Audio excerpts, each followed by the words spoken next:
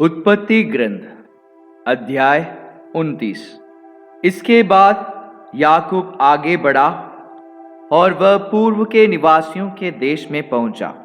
सहसा उसकी दृष्टि किसी खेत में एक कुएं पर जा पड़ी। वहां भेड़ बकरियों के 3 झुंड थे, क्योंकि उस कुएं से ही उनको पानी पिलाया जाता था। कुएं के मुंह पर एक बड़ा पत्थर पड़ा हुआ था। जब झुंड वहां इकट्ठे हो जाते थे, तब चरवाहे कुएं के मुंह पर आकर पत्थर हटा देते और भेड़ों को पानी पिला देते थे। फिर वे उस पत्थर को कुएं के मुंह पर उसकी जगह रख देते थे। याकूब ने उनसे पूछा, भाइयों, तुम लोग कहां से आए हो? उन्होंने उत्तर दिया, हारान से आए हैं। फिर उसने उनसे पूछा, क्या तुम नाहोर के पुत्र लाबान को जानते हो? उन्होंने कहा, हाँ, हम उनको जानते हैं। तब उसने पूछा, क्या वह सकुशल है? उन्होंने उत्तर दिया, हाँ, वह अच्छी तरह है। देखिए, उनकी बेटी राहेल भेड़ों के साथ आ रही है। तब याकूब ने कहा, अभी तो दिन बीतने में बहुत देर है। पशुओं को इकट्ठा करने का समय नहीं हुआ है। भेड़ों को पानी पिलाओ और जाओ, उन्हें फिर से चराओ। परंतु उन्होंने कहा, हम ऐसा नहीं कर सकते। जब सब पशु इकट्ठे हो जाएंगे और कुएं के मुंह से पत्थर हटाया जाएगा, तभी हम भेड़ों को पानी पिला सकेंगे। वह इस प्रकार उनसे बातें कर ही रहा था कि अपने पिता की भेड़ों के साथ राहेल वहां आ पहुंची। वह भेड़ें चराया करती थी। जब याकूब ने अपने मामा लाबान की बेटी राहेल को और अपने मामा लाबान की भेड़ों को देखा, तब याकूब ने पास जाकर कुएं के मुंह पर से पत्थर हटा दिया और अपने मामा लाबान की भेड़ों को पानी पिलाया। फिर याकूब ने राहेल का चुंबन लिया और फूट फूट कर रोने लगा। उसने राहेल को बताया कि वह उसके पिता का संबंधी और रिबेका का पुत्र है। यह सुन वह अपने पिता को यह खबर देने दौड़ पड़ी। जैसे ही लाबान ने अपनी बहन के पुत्र याकूब के आने का समाचार सुना, वह उससे मिलने को दौड़ा और उसे गले लगाकर उसका चुंबन किया। फिर वह उसे अपने घर ले गया।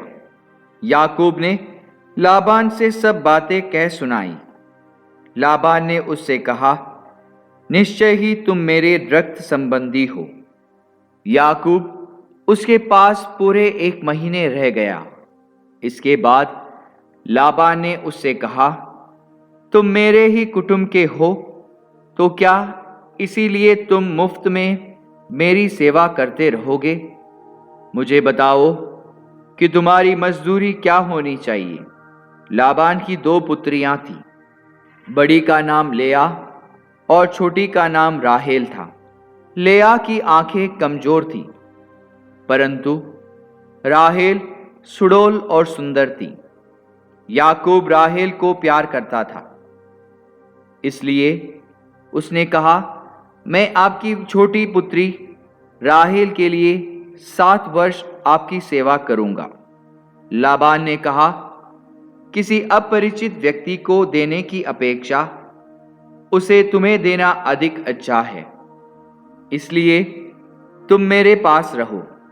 याकूब ने राहेल के लिए 7 वर्ष सेवा की। उसे उससे इतना प्रेम था कि उसका यह समय बहुत जल्द बीता हुआ जान पड़ा। इसके बाद याकूब ने लाबान से कहा, अब मेरी पत्नी मुझे दीजिए, जिससे मैं उसके साथ रहूं। मेरा सेवा काल अब पूरा हो चुका है। तब लाबान ने उस स्थान के सब आदमियों को निमंत्रित किया और एक भोज दिया।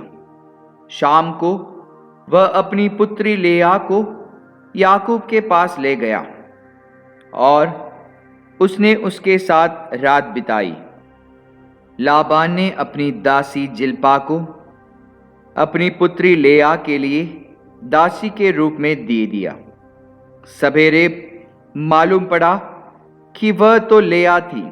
तब याकूब ने लाबान से कहा, आपने मेरे साथ ऐसा क्यों किया? क्या मैंने राहेल के लिए ही आपकी सेवा नहीं की? फिर आपने मुझे धोखा क्यों दिया? लाबान ने उत्तर दिया, हमारे देश में ऐसा नहीं होता कि बड़ी बेटी के रहते छोटी का विवाह कर दिया जाए। इसके साथ पूरे इस सप्ताह भर रहो, इसके बाद मैं तुम्हें दूसरी को भी दे दूंगा। उसके लिए भी तुम्हें मेरे यहाँ और 7 वर्ष तक सेवा करनी पड़ेगी। याकूब ने ऐसा ही किया। उसने पूरा सप्ताह उसके साथ बिताया। इसके बाद लाबान ने अपनी पुत्री राहेल को भी पत्नी के रूप में उसे दे दिया। लाबान ने अपनी दासी बिल्हा को अपनी पुत्री राहेल के लिए दासी के रूप में दे दिया। तब याकूब का राहेल से भी संसर्ग हुआ। वह राहेल को लेआ से अधिक प्यार करता था। उसने उसके लिए यहाँ और 7 वर्षों तक सेवा की। जब प्रभु ने देखा कि लेआ को समुचित प्यार नहीं मिल पा रहा है, तब उसने उसे पुत्रवती बनाया। परंतु राहेल निसंतान रही। लेआ गर्भवती हुई और उसे एक पुत्र पैदा हुआ। उसने उसका नाम रूबेन रखा, क्योंकि उसने कहा, प्रभु ने मेरे दुख को समझा है। अब मेरे पति मुझसे अवश्य प्रेम करेंगे। इसके बाद वह फिर गर्भवती हुई और उसे एक और पुत्र हुआ। वह बोली, प्रभु ने यह जानकर कि मुझसे समुचित प्रेम नहीं किया जाता है, मुझे यह पुत्र भी दिया है। उसने उसका नाम सिमओन रखा। वह फिर गर्भवती हुई और उसे एक पुत्र और हुआ।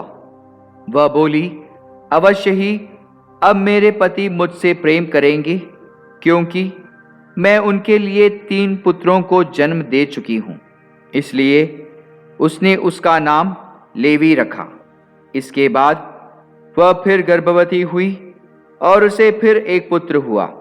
वह बोली, अब मैं प्रभु की स्तुति करूंगी। इसलिए उसने उसका नाम यूदा रखा। इसके बाद उसके संतति होना बंद